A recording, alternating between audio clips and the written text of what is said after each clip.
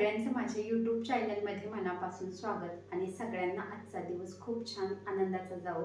तर आज मी केक बनवणार आहे आणि हा केक मी नाचणीचा बनवणार आहे। लग्नाचा वाढदिवस, छोट्यांचा वाढदिवस किंवा मोठ्यांचा वाढदिवस असो, केक तर पाहिजेच आणि तो केक सगळ्यांना खाता येणारा, सगळ्यांना आवडणारा असेल तर केक खाण्यामध्येही मजा येते।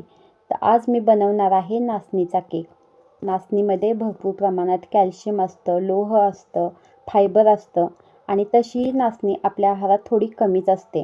त्यामुळे अशा पद्धतीने नाचणीचा केक नक्की बनवून बघा। बघा किती स्पंजी केक झालेला आहे।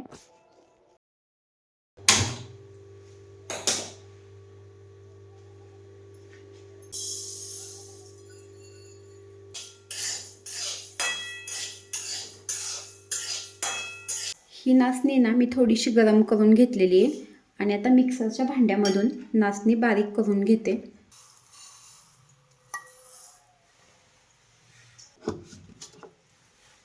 केक बनवण्यासाठी ह्या वाटीने मोजून 1 वाटी हा गूळ घेतलेला आहे।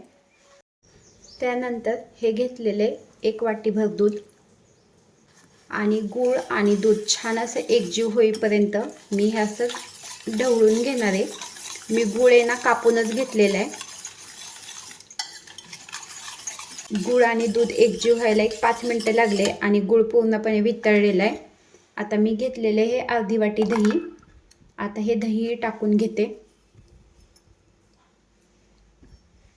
आणि हे दही मी ह्याच्यामध्ये छान असं मिसळून घेणार आहे।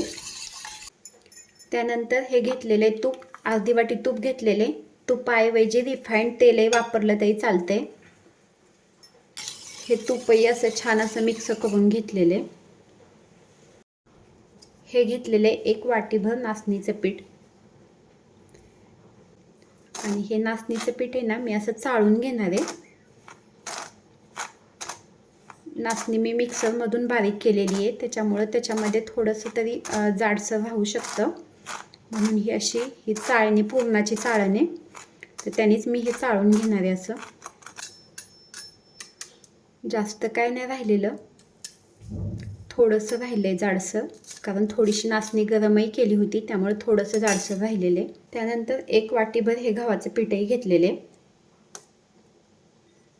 गव्हाच्या पिठामध्ये कुठं जाडसर काय असेल तर ते चाळणीमध्ये राहील, तर त्यासाठी हे पीठ असं चाळून घेणार आहे।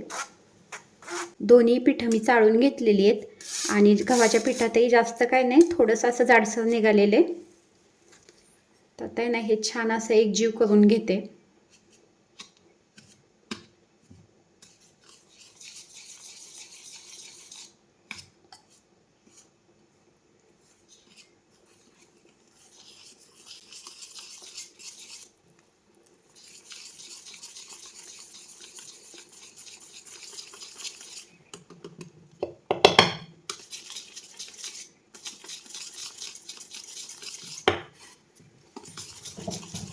गॅसवरती मी इथं कढई तापायला ठेवलेली आहे।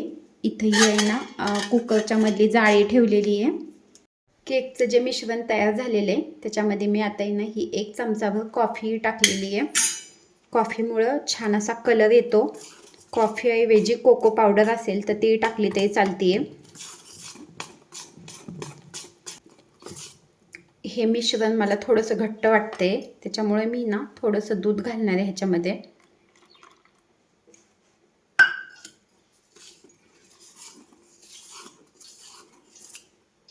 त्यानंतर ह्या पिठामध्ये अगदी थोडंसं म्हणजे पाव चमचा आहे ना मीठ घातलेलं आहे मी।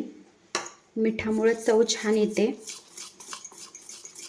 कुठल्याही गोष्टीमध्ये गोड पदार्थ जरी असला तरी त्याच्यामध्ये थोडंसं मीठ घातलं म्हणजे त्या पदार्थाची चव वाढते।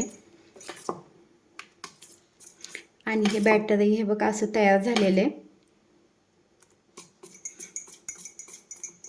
हा केक टीन आहे, तर त्यालाही मी आता हे तूप लावून घेणार आहे। केक टीनमध्ये तूप लावलं म्हणजे पटकन केक निघतो।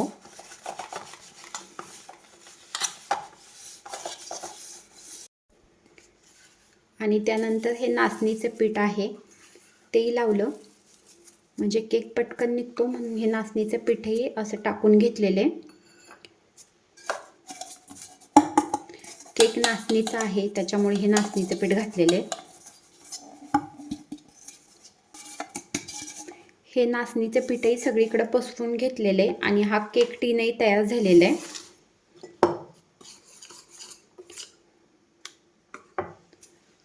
हा घेतलेला आहे व्हॅनिला इसेन्स, 1 पाव चमचा व्हॅनिला इसेन्स घेतलेला आहे. व्हॅनिला इसेन्समुळे ना केकची चवही छान लागते, फ्लेवर म्हणजे वास छान येतो, त्यामुळे व्हॅनिला इसेन्स घातलेला आहे.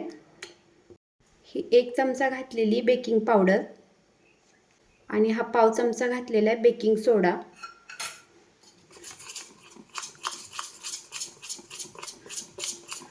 बेकिंग पावडर आणि बेकिंग सोडा घातल्यानंतर मी छान असं हे फेटून घेतलेले. केक टीन इथे तयारच आहे. तर हे मिश्रण मी केक टीनमध्ये ओतून घेतलेले.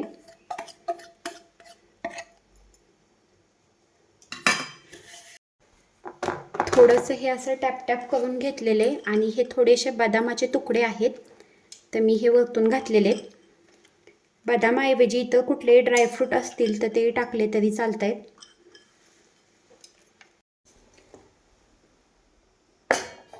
इथे ही कढई तापलेलीच आहे आणि कढईमध्ये मधोमध मी ना केक टीन ठेवलेलं आहे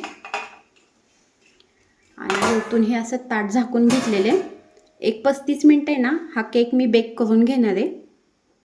35 मिनिटं केक बेक करून मी गॅस बंद केला होता आणि आता केक तयार झाला आहे की नाही हे पाहण्यासाठी मी हा सुरा केकमध्ये घुसवलेला आहे. सुऱ्याला काहीच लागलेलं नाही, तर केक तयार झालेला आहे. थोडंसं आहे ना सुरा असा आहे ना मी साईडने फिरवून घेतलेला आहे.